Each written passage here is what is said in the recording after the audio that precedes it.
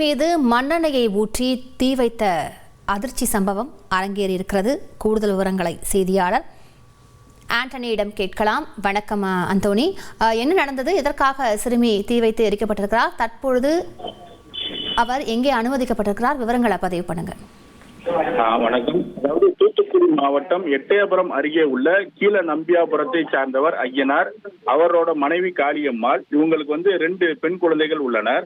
இந்த நிலையில 17 வயது பெண் குழந்தைக்கும் பரமக்குடி பகுதியை சார்ந்த சந்தோஷ் என்ப இளைஞருக்கும் காதல் ஏற்பட்டுள்ளது. இதனை வீட்டுல பெற்றோர்கள் கண்டித்து உள்ளனர். இதனை தொடர்ந்து அந்த 17 வயது சிறுமி அந்த காதல்ல இருந்து மீட்டு திரும்ப அவங்க பாட்டியோட வீட்டுல எட்டயபுரம் பக்கத்துல உள்ள கீழ நம்பியாபுரம் கிராமத்துல குடியிருந்துட்டு வராங்க.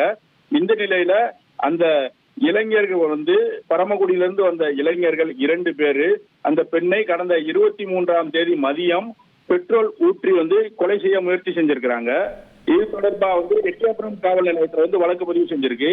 அந்த உயிருக்கு போராடிய அந்த பெண்ணை மீட்டு தூத்துக்குடி அரசு மருத்துவக் கல்லூரி மருத்துவமனையில அனுமதிச்சு அந்த பெண்ணிடம் வாக்குமூலம் பெறாங்க. அந்த வாக்குமூலத்துல சந்தோஷ் மற்றும் அவரது நண்பர் முத்தையா 2 பேரும் இந்த சம்பவத்தை செஞ்சதா தெரிய வருது.